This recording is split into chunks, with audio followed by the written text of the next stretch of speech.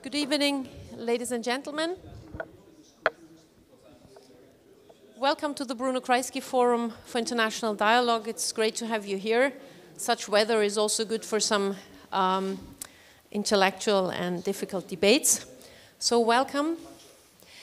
Our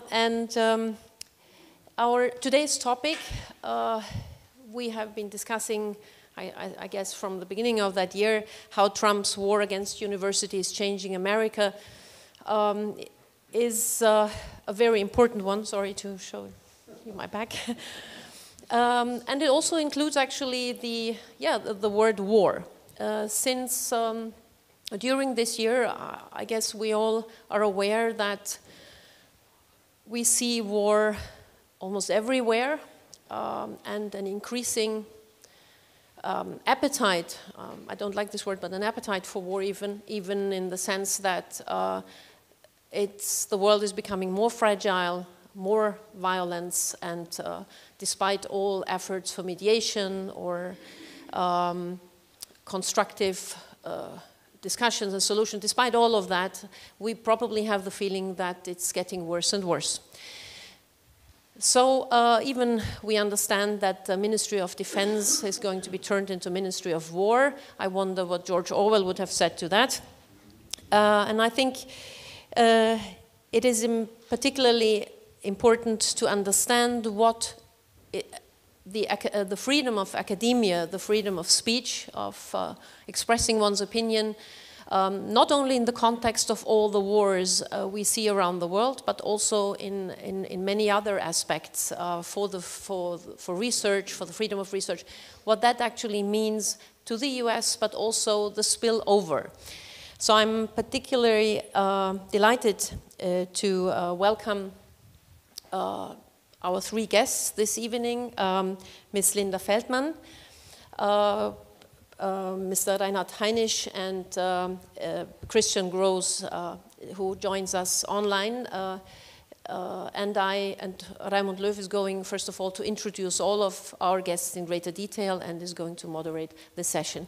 Let me also add to that it has indeed also, we have also seen a kind of Austrian dimension to these developments in the US.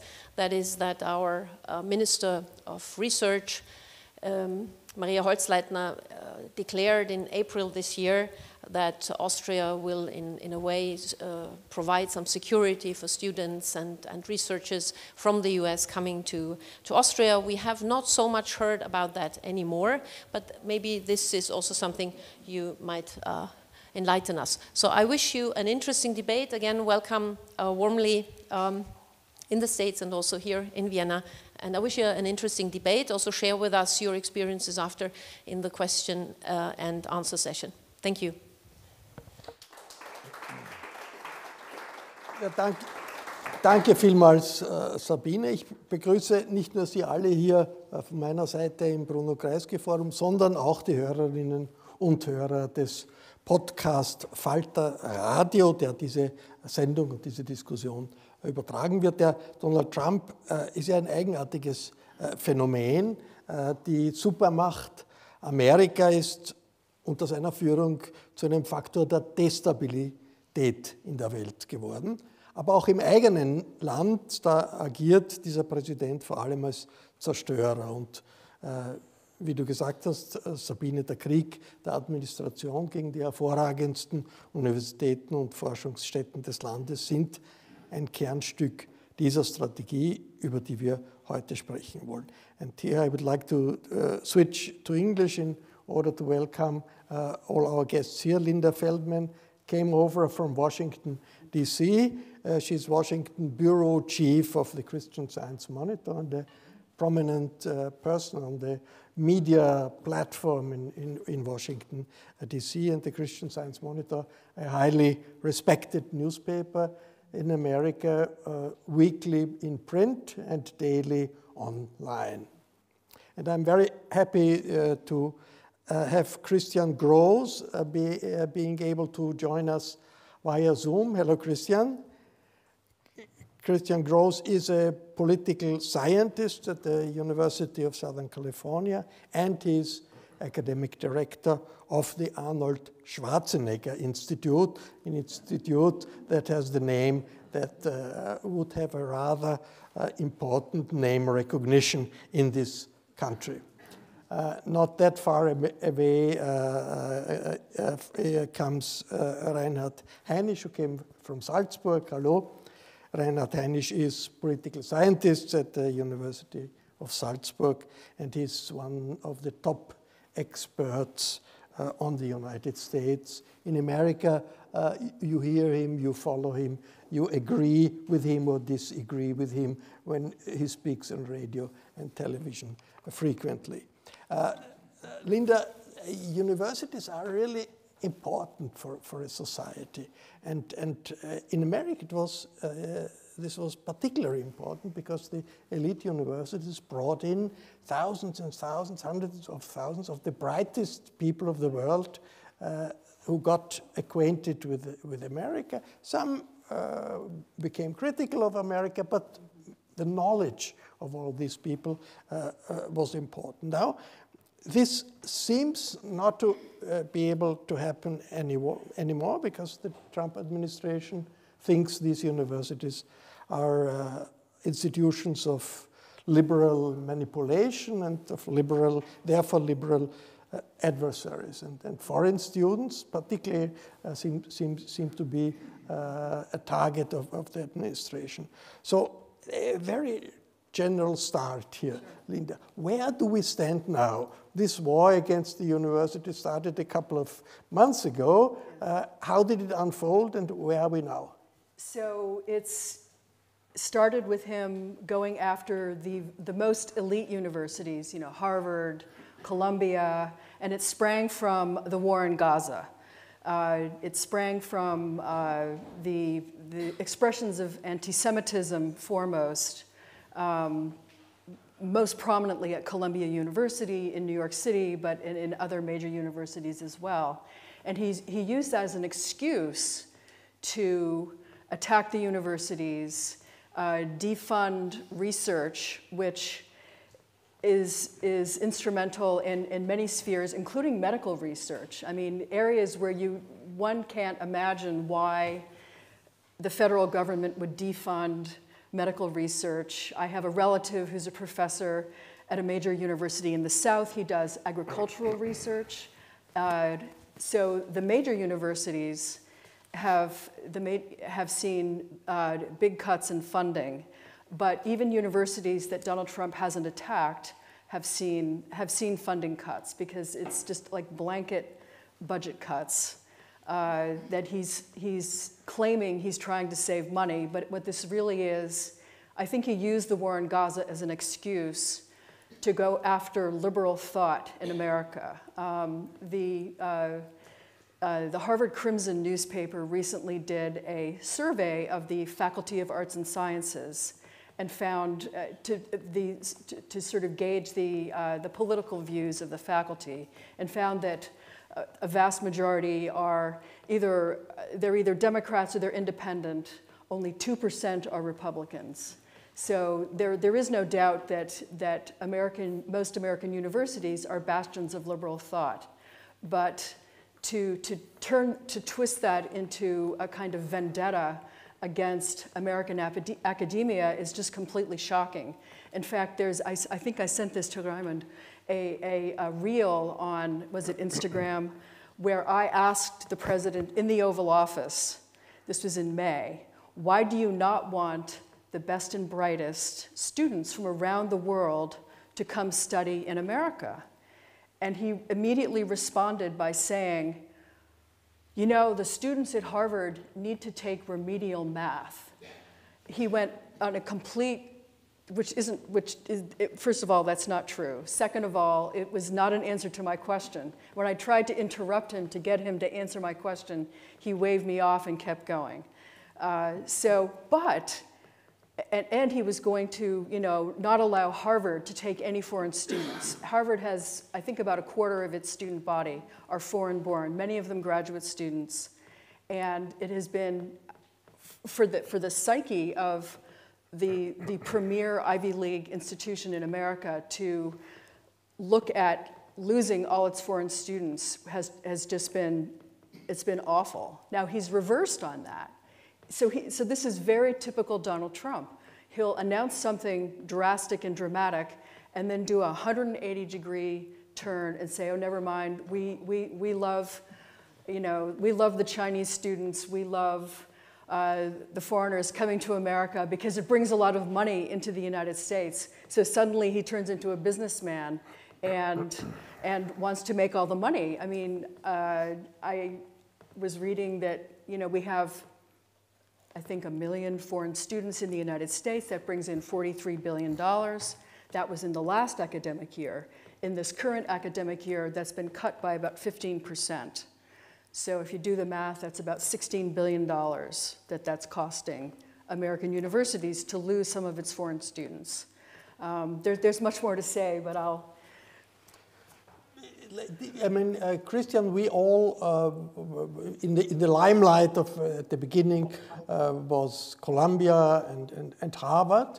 So I wonder how far are universities in California also the target? Had they been the target of this attack? And how did it change life at your University of Southern California? How did it change your life at the university, this war against universities?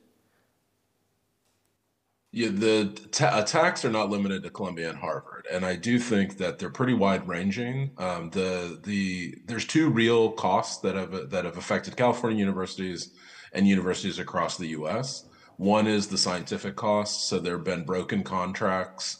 They've been referred to as cuts, but they're really broken contracts with scientific researchers who've had their research reviewed and funded by the federal government, that the contract has been broken in the middle of the research. And that's had massive scientific implications for, you know, loss of knowledge, labs that have gone dormant. And then there's a human cost where people who work in the labs and people who work at the universities are in fear, right? A lot of focus is on stereotypes of very left-leaning humanities professors, but the reality is most of the broken contracts are on natural science research, basic science research, things that, you know, are in engineering schools and in, you know, places that are, I would say, pretty neutral type locations. And I think the cost of that is pretty significant. Just today, it was announced that several people are being laid off at the Children's Hospital in Los Angeles, which is affiliated with the University of Southern California. Over the last several months, people have lost jobs, feared losing jobs, in addition to the research ending. I do think that, you know, my colleagues, I've personally not been as affected, not having received as much as a social scientist. And in some ways, social science and political science is getting more attention than it has in a long time. But my natural science colleagues and then other social science colleagues who've been subject to these broken contracts, they have had to, you know, they've had to tell students that they can't hire them, or they've had to tell students that they intended to bring in to work on research projects that they may no longer do so. They've had to stop engaging in research or look for additional funding.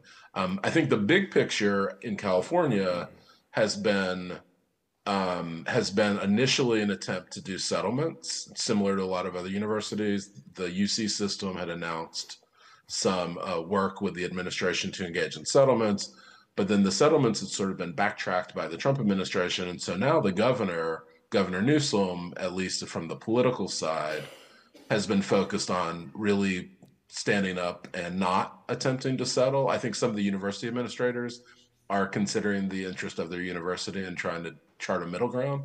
But I think it's been pretty big from a human cost and a scientific cost in California and across the U.S. I mean, we had pictures of students who had been arrested and deported because of accusations that they participated in Gaza demonstrations. I wonder, is there an element of fear among foreign students and American universities now? Fear that maybe we have witnessed in authoritarian countries. Is that fear now present at universities in California, all over in the US? Yeah, I think that fear is existing. There's a couple different ways that I'm seeing it and that I'm hearing from colleagues. I mean, so one of the fears is simply that the university system, both in California and then across the country, private and public universities, had been willing to accept the best and the brightest from all over the world. And that was the point of universities, to do the best research, to do the best teaching, and often try to keep some of the best and brightest who've come from all over and keep them in the US to work as researchers and as academics. So there's fear that that long-term strategy is going away, that there's not an interest in retaining the best and the brightest from all over the world. And then on the immediate day-to-day, there's a lot of concern from students who, are not documented, or who are documented but aren't clear how their visas will be affected by changes to the research contracts. There's a lot of uncertainty in general because this came so quickly. So it wasn't even like there was a sort of a long rollout process for engaging in these changes to contracts. But students who'd come over to work on scientific projects that were funded by the federal government suddenly no longer having access to working anymore. There's clear uncertainty about like how that would affect their ability to stay on campus, to stay in the US. We are seeing a decline in interest from students from outside of the US in applying to graduate school in a number of fields.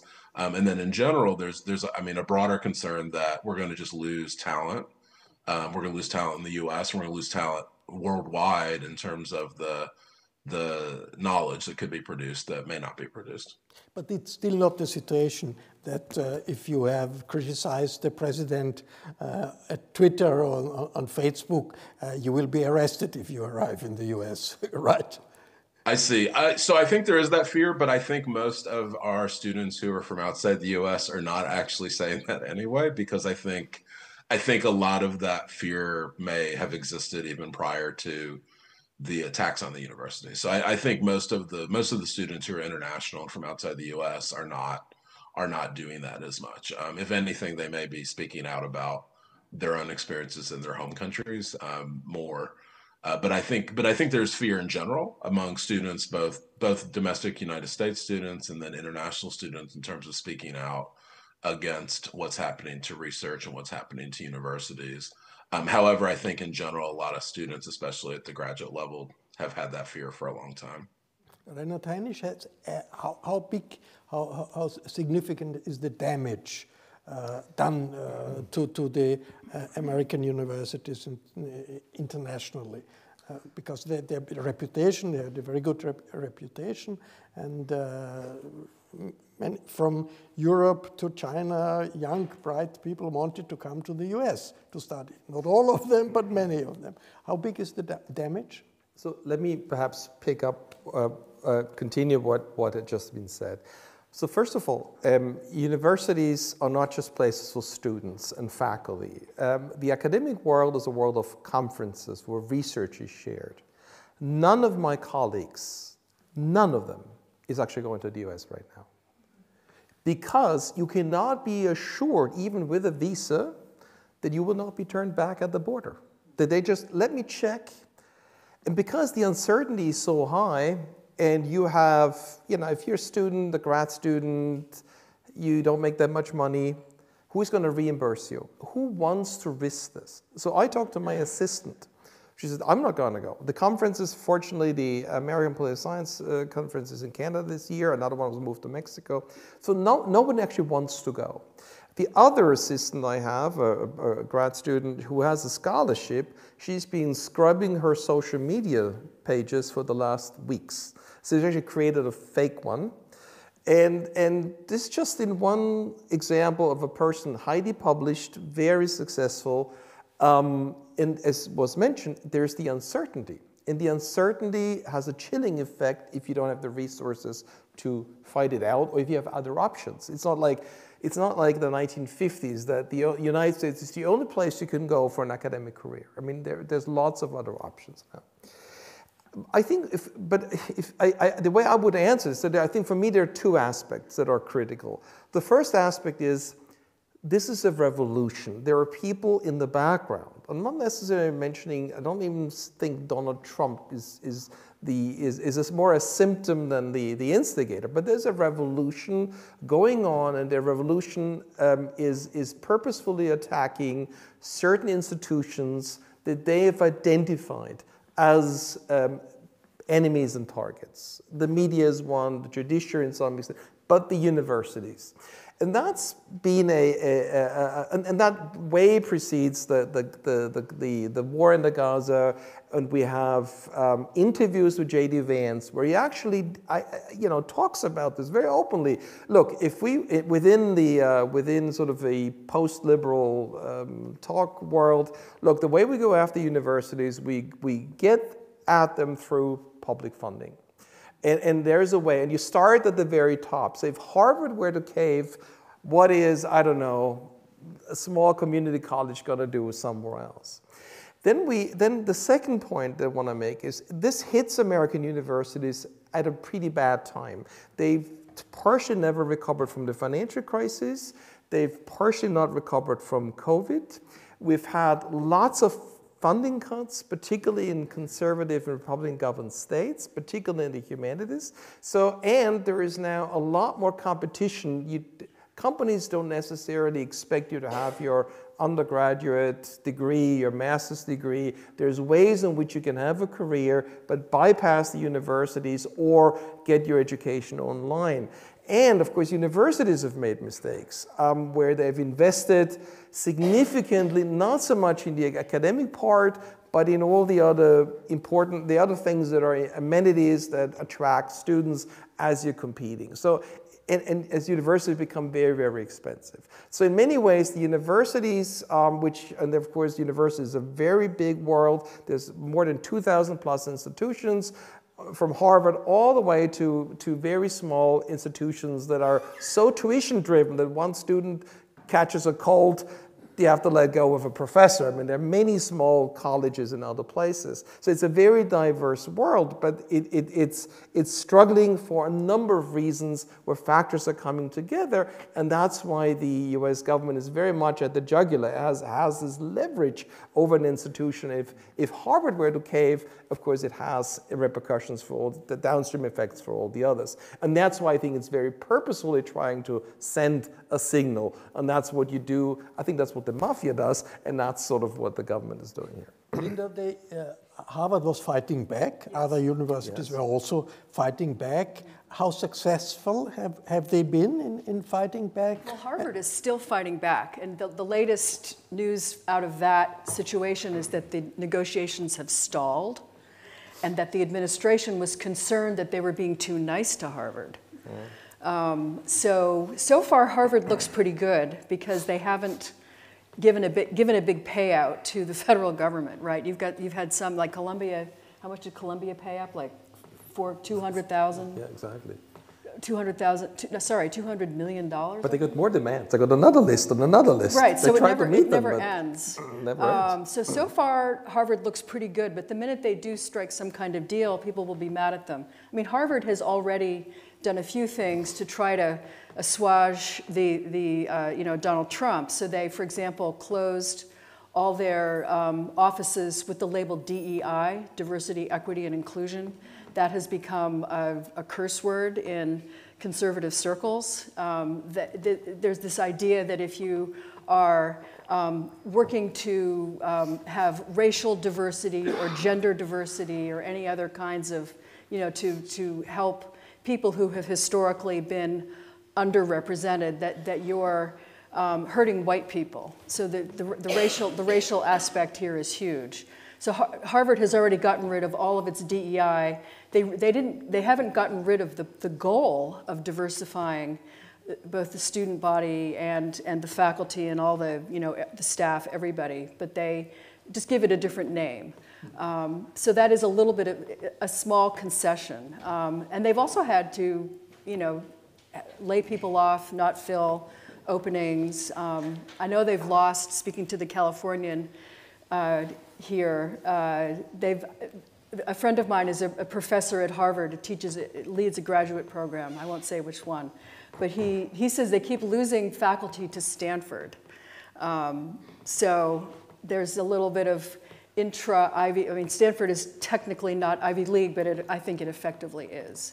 So there's a little bit of.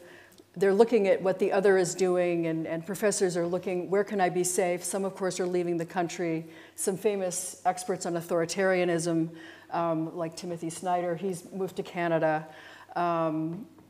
and as my colleague here says, they've, you know, some students have left, they're not coming. But anyway, I have some hopeful thoughts as well, but maybe we can. Yeah, I would like to ask also Christian, what are the possibilities to fight back from Californian universities? Because you have a governor who is a very active governor and who certainly would want to protect Californian universities. Can he do that? And what kind of reaction against this war is happening in California? I think at the micro level at each university, the ability to fight back is fairly limited, though it depends also on the approach of each university. And so I think what most university presidents, chancellors, top administrators have been doing in California and elsewhere is not necessarily caving, but also starting from the point of, well, how can we just get this behind us as soon as possible? So what some universities are doing is creating task forces. My own has done this, you know, evaluating viewpoints, evaluating what's happening on campus, how could things improve, how are things actually going okay, but maybe the communications aren't as strong as they could be. So I think some of it is some universities are taking the strategy of lying low, trying not to become the Columbia or the Harvard, and hoping to kind of just muddle through. I'm not sure if that's going to be successful from fighting back if the administration does target those universities eventually. In terms of what Gavin Newsom, the governor of California, for a number of our universities in the state, the University of California, Los Angeles, San Diego, Berkeley, Santa Barbara, others are run by the state, though a lot of them have significant federal funding for their research and other projects. Newsom has come out very strong, saying he plans to fight back against Trump. Newsom's interested in running for president in 2028. He has raised his own profile substantially within the Democratic Party nationally due to his attacks against Trump, both on universities but broadly. And so I think Newsom is out front of even some of the university administrators in California saying that he doesn't plan to settle. And that's the case with some of the things that are coming against UCLA in particular lately. Newsom has gone so far as to try to change the way the state is electing its U.S. House members. There's a ballot measure in November that Newsom is pushing pretty extensively. One of the rationales he gives for that is because of the attacks on UCLA and other UC schools. So I think that Newsom is one of the few people who's really stepping up to fight back against Trump, and he has a political interest in doing so, given his ambitions for running for president. I would like to come back to a point Linda made, the anti-Semitism criticism as being argued at the beginning of this war against universities. Obviously, there's been a big solidarity movement with Gaza on American universities, also in Europe. I think the biggest demonstrations ever happened in the last couple of weeks in London and Brussels in solidarity with Gaza. And that is something that started in American universities. And for me, it's as a person who got politically interested in the time of the anti-Vietnam War demonstrations, this seems to be pretty similar. Of course, also in the time people were supporting the Viet Cong, there were quite some crazy people also among these people, but it was a broad movement in solidarity with the liberation fight, which was considered the liberation fight of the Vietnamese against the American aggression. And here you have a broad movement of young people in solidarity with Gaza, with what they consider a genocide by Israel, supported by the United States and Europe. I wonder, Reinhard, is this still something that can sell, that you say if there is such a movement, this is anti-Semitism, and that is it accepted by the public as a reason for this kind of repression against people? I mean, we have examples of young guys who were active in the solidarity movement, then who got arrested, deported, came back, and political activists, so to say. how far does that go, and how dangerous is it in the political climate in the US now? Well, I would separate. So first of all, just my perspective is that this is very little to do. I think that's a red herring. I mean, the idea that we're fighting anti-Semitism would be much more credible if Trump himself hadn't made anti-Semitic statements, if there were a history, if people like Steve Miller were not in such a prominent position, and if there were not people actually on record having talked about the strategy against universities long before the war. There's been a long-standing debate going back already to the 80s. I remember in the 80s already about universities being too far to the left and politically correct and wokeism, all fair, and there's certainly a legitimate part to that, but the idea that somehow America, as conservatives frame it, that American universities take young Americans and turn them into liberals, and they come out as brainwashed liberals. There's no evidence for that whatsoever, and there's plenty of conservatives coming out of universities. Number two. Number three, the idea of the global South and the way younger people, not just in the US, but also in other countries, perceive Israel, that Israel is perceived as a white country or as a successful country or as a Western country or as an anti-global South country, that's certainly part of a mindset that I wouldn't share or that I would be very critical of. But nonetheless, universities are the places where we debate these things. If we can't debate them at a university, where will we debate them? At primary school? I mean, where do we debate these things? So, I mean, when I came from the US to Salzburg and I was department chair, we had a very conservative, bordering far-right military person, and I had a young Muslim activist. And they were both teaching courses. I was criticized for both, allowing both to happen. I was always under the impression we want to expose people to different viewpoints. And John Stuart Mill wrote, the truth shines brightest in the face of the lie. So in other words, how do we expose that if we don't allow that? Of course, university administrators have to ensure that people feel safe. But feeling safe also has limits. I mean, you're not safe in university to not be challenged in your views, and you're not to be cushioned from any kind of opinion and attitude that may be contrary to the opinion you've been raised with. So, I mean, that's part of growing up, and I think this has very little to do with what we're seeing, what's going on. I think this is part of how this is pushed, because universities are, of course, elite places in the eyes of a lot of people, and to some extent they are elite places, Harvard in particular, so they don't have a lot of natural friends outside academia, so it's politically something you can get away with more easily. And secondly, it is a popular issue because in the United States there is a lot of sympathy for Israel. And in many ways, the Israeli story of sort of finding the promised land is a deeply American story, that, you know, the building the shining city on the hill. There is a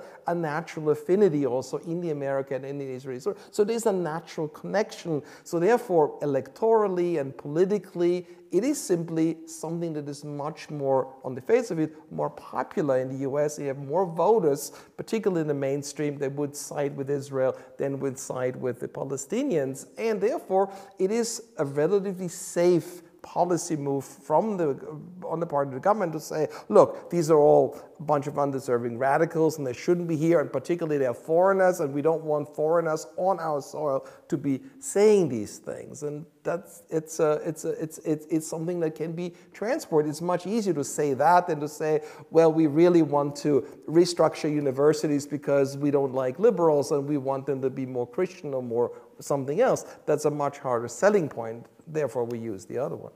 Christian, in California, Berkeley was a center of the solidarity movement with Vietnam many decades ago. In how far do we have today have a solidarity movement with the Palestinians in California that is more than a few activists? That is really a mass movement. And how do these people react to what the government is accusing them now? So it's hard for me to know for sure how much of this is a mass movement versus a small number of students. I can only talk about what I've observed. I think that there were a lot of protests on college campuses over the last year or two. I do agree that this was more of a pretense. Back in the first Trump administration in 2017 and 18, I was hearing a lot of the same concerns about not enough conservatives on campus, is there viewpoint diversity, a lot of the same issues that have been raised, and that was prior to these protests happening on campus. So I do think, I do want to reiterate that I think some of this is a pretense.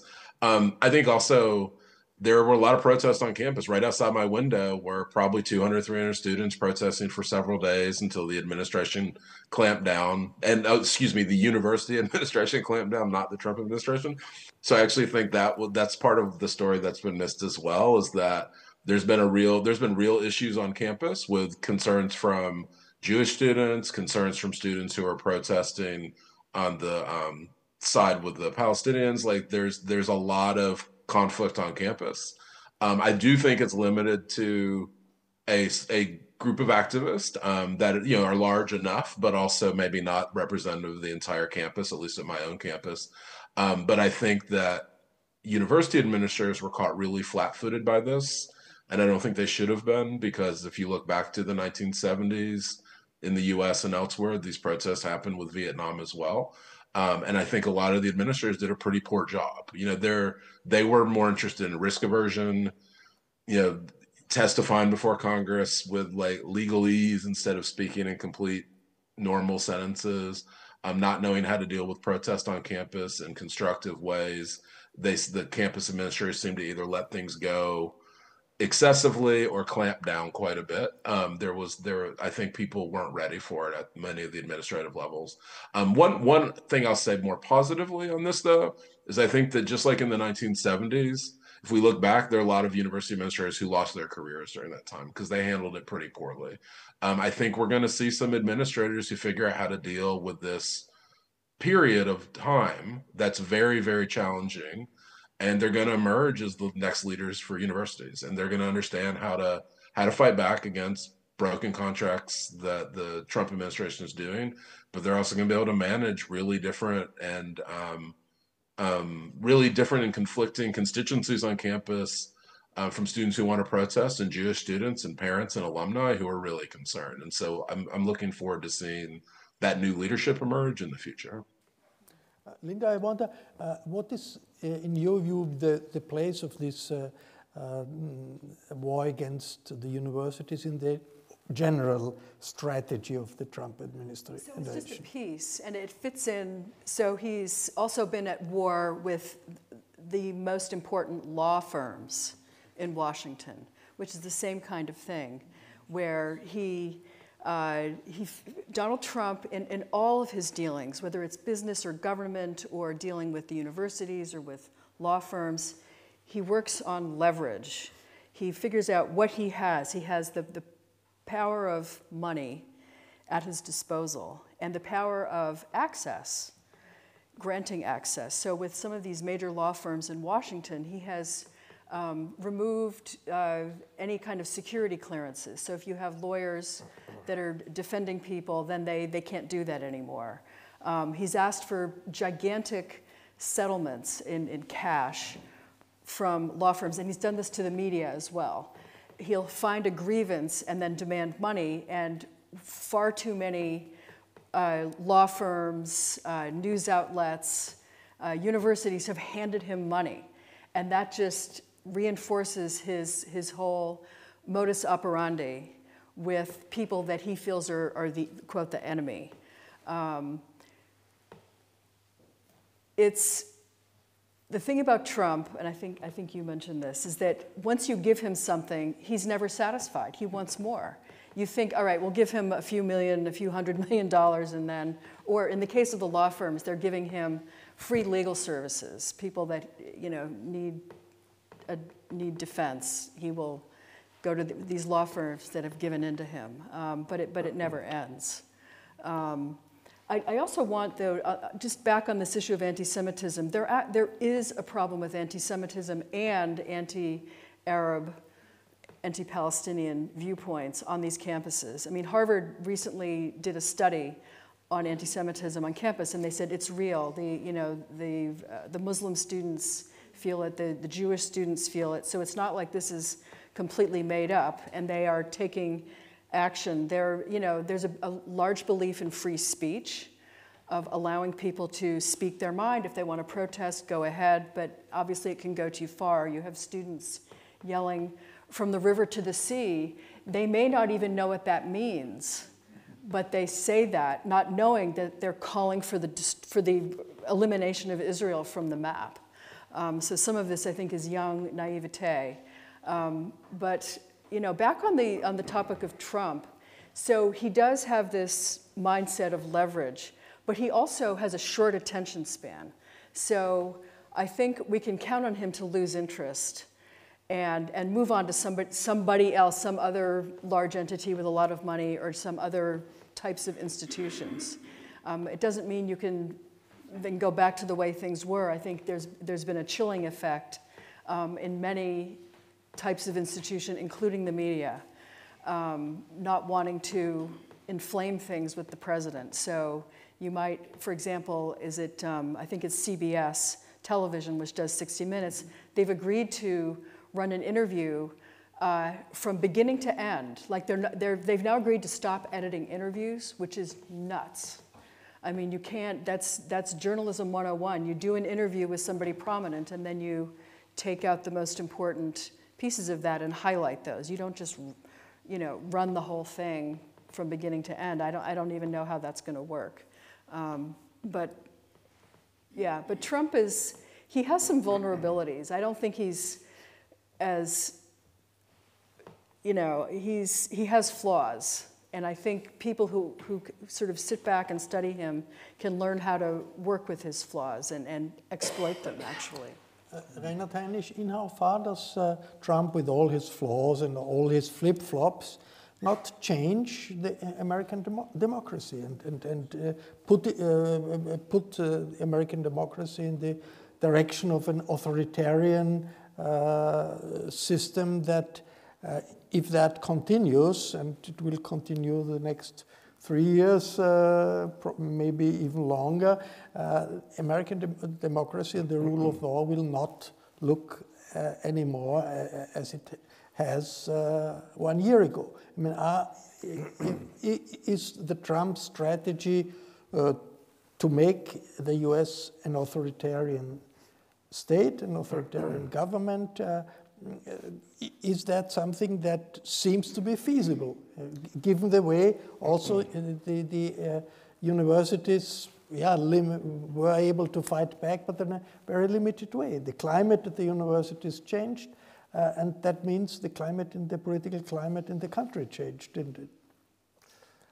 Well, as a famous American baseball player said, predictions are very difficult, especially those that affect the future. So this is a complicated question, and we don't have a crystal ball. And there's a lot of balls in the air, so to speak, and there's a lot of things that are happening at the same time. I think Trump is not an instigator, he's a symptom of a much deeper problem. And the problem, what the United States is going through is a problem we see in Europe. In fact, there are several people in the Trump administration, not Trump himself, because I don't see Trump as an ideologue necessarily. I see Trump as an enemies list. Trump is interested in Trump, and Trump is sort of a common denominator of different groups that have sort of converged here. But Trump, I don't think Trump is sort of the intellectual mastermind, the Lenin of the new American Revolution. But I think there are people in the background that that see themselves as revolutionaries.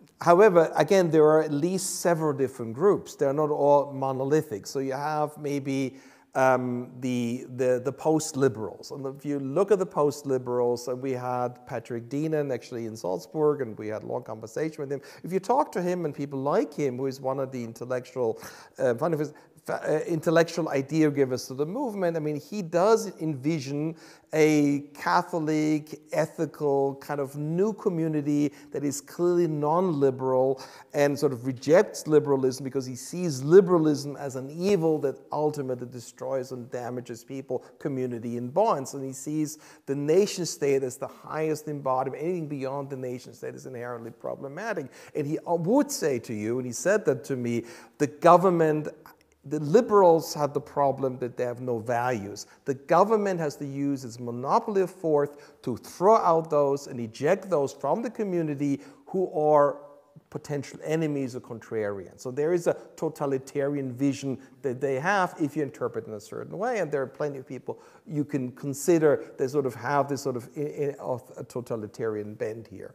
Then there are people like Stephen Miller, who are radical right-wing populists in many ways.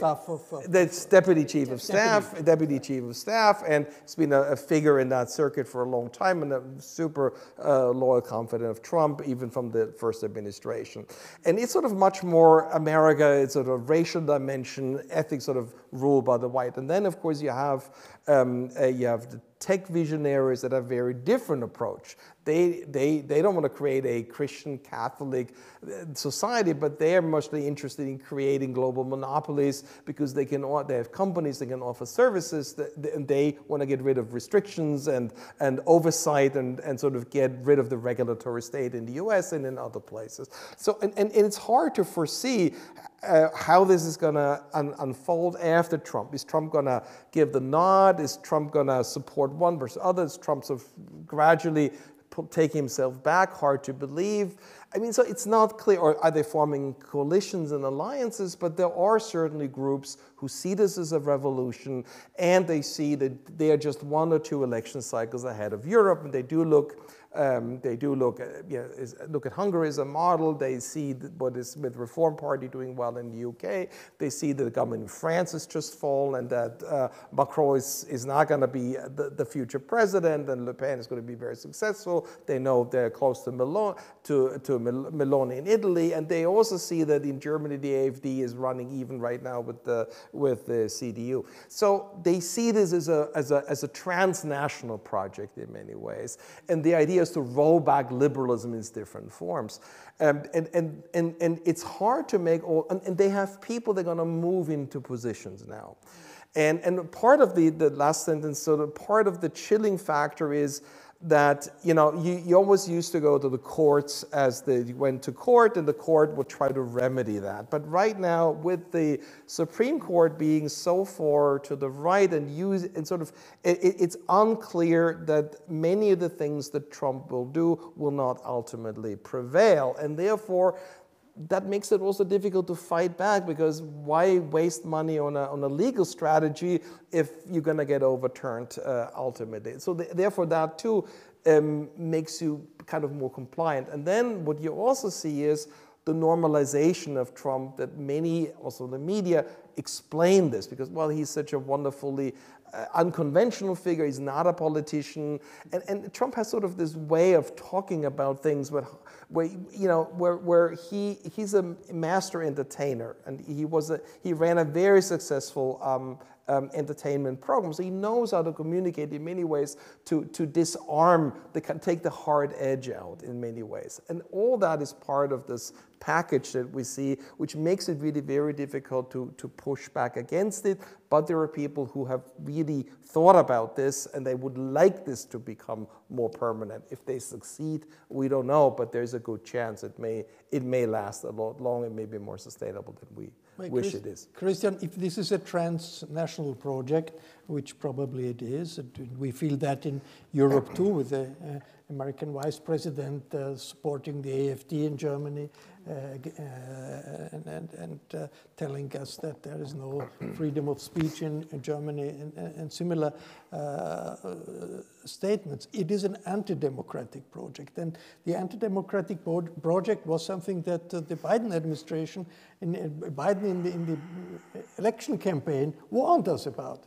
Biden said, well, if Trump will win, he'll try to abolish democracy. I mean, isn't that the case happening now, based on an alliance, I agree with, between tech billionaires? Many of them hate democracy and write about it. Peter Thiel, who is one of the billionaires who hired our former chancellor in his realm. So typical guy whose anti-democratic ideology plays a role, allied with semi-fascist or fascist base of MAGA activists. Is that not exactly that happening now, what the Biden people were warning us in the election campaign? I think that is what's happening now. I do think that there are parallels across Europe, across the US and elsewhere towards really like a competitive authoritarianism in the US.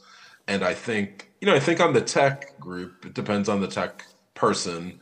Most of them, Peter Thiel's exception, but I think most of them are trying to go with who they think will win in order to get their best corporate outcomes that they want.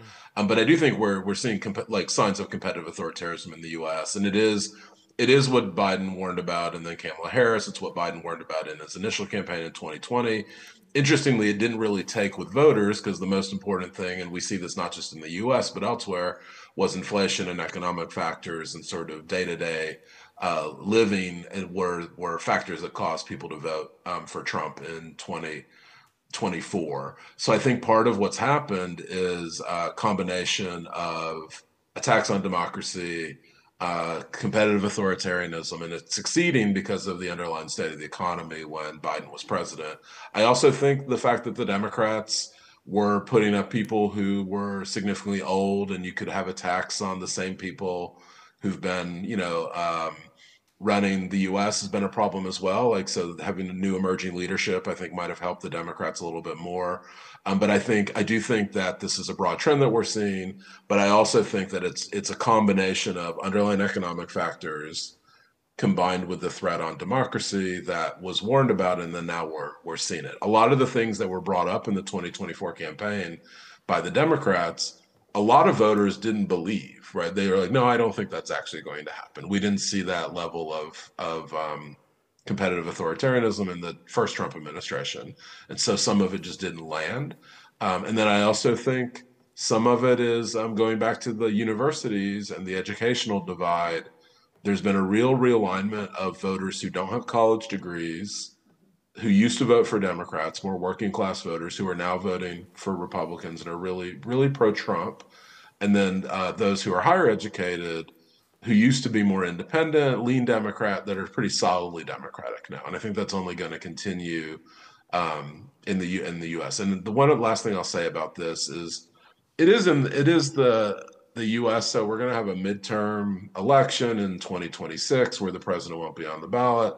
I think that's going to be an interesting election to look at, to see how much things are sliding in the direction of anti-democracy that we're talking about. And I'm curious to see how it will go and who will turn out. I do think the university side of things, a lot of people who are pretty non-political are becoming a bit more activated, and so may show up and support Democrats. But there's also a big group who are interested in supporting Republicans due to these attacks. Linda, we mentioned academics who left the country.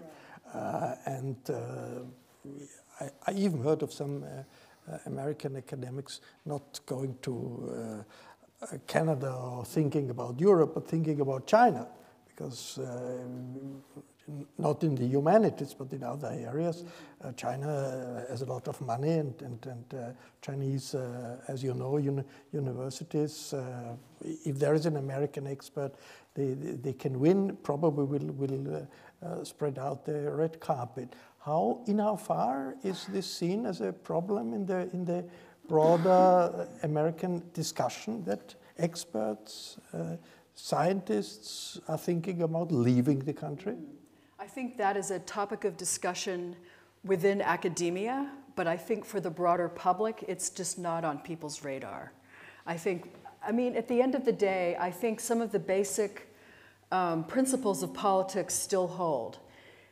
During the Clinton era, the mantra was, it's the economy, stupid.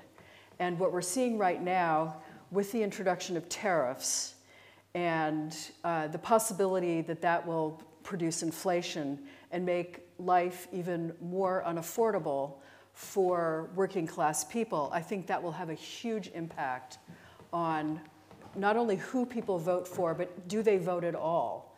Do people just give up?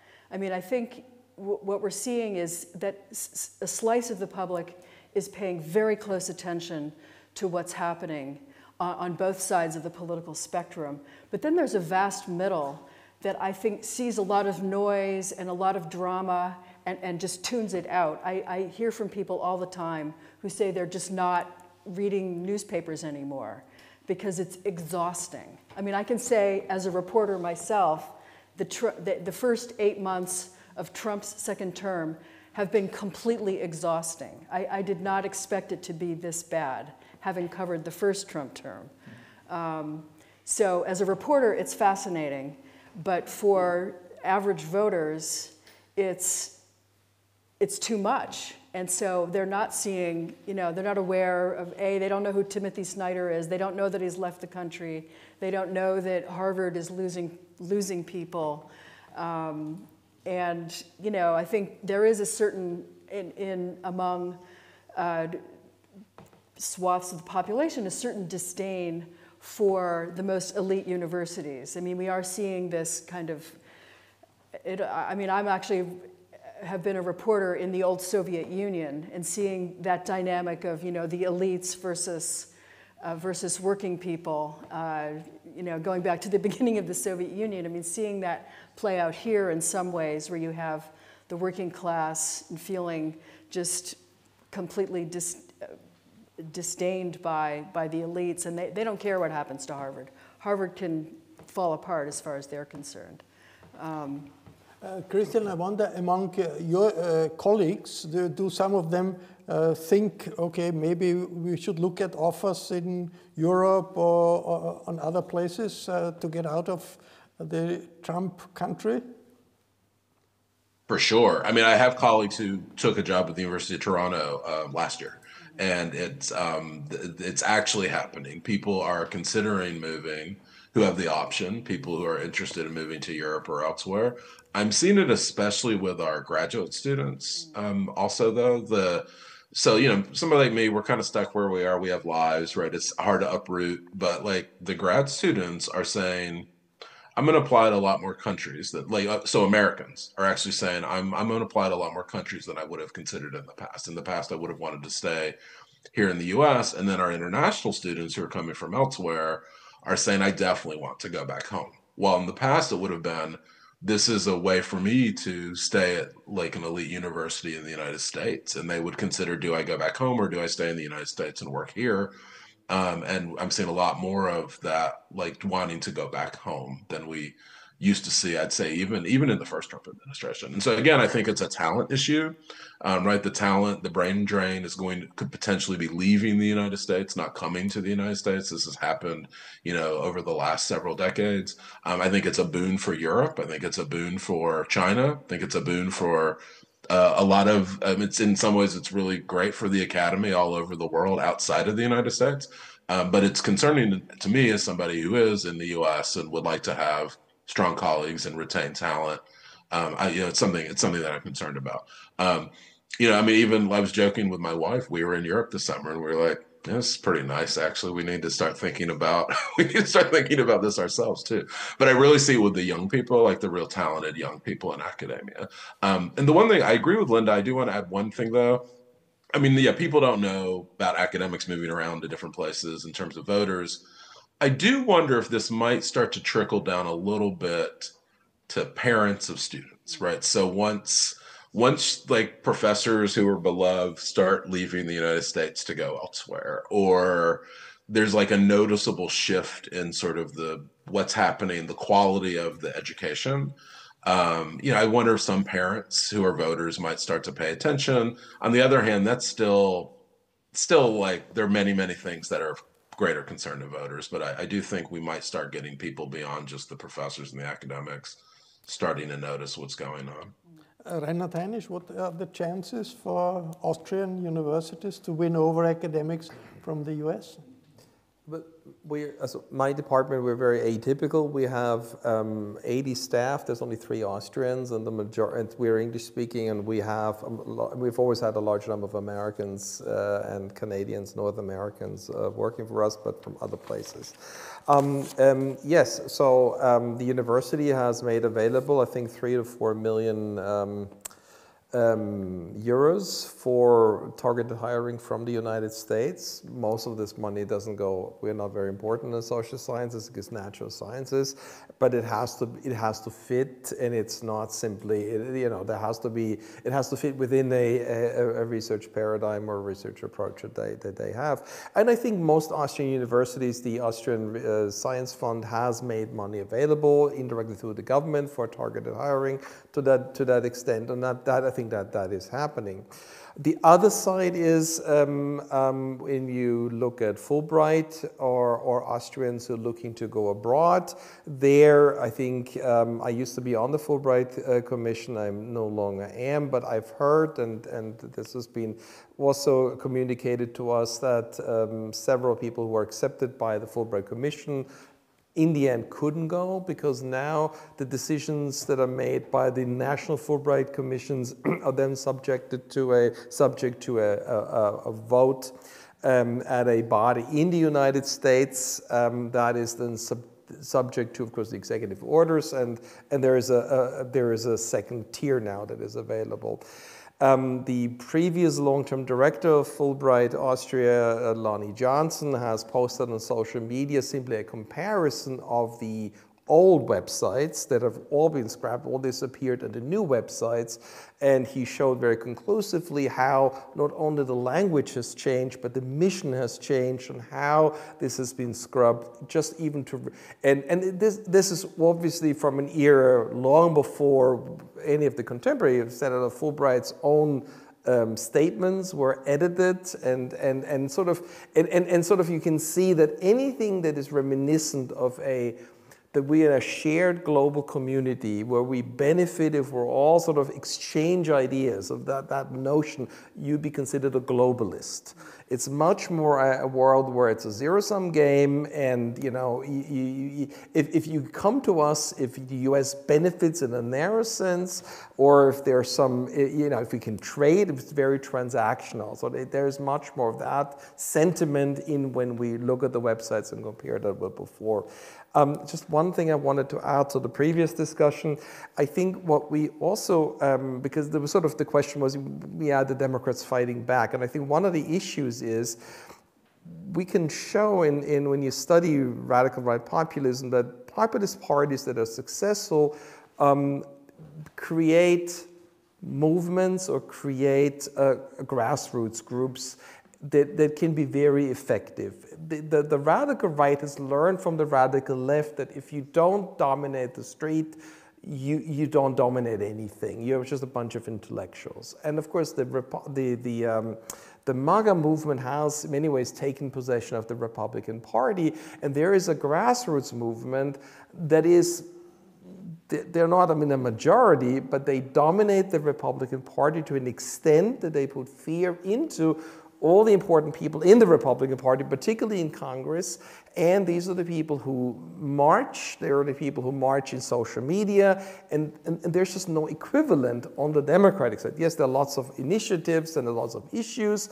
but nonetheless, it's much more of a top-down party, while the MAGA is much more of a bottom-up organization in the sense that you know, when Elon Musk sort of thought, well, I may create a party and run against Trump, they very quickly find out that would mean total war. So there is, and when you have that movement, you can take on very powerful institutions, the military, the judiciary, the universities, the media.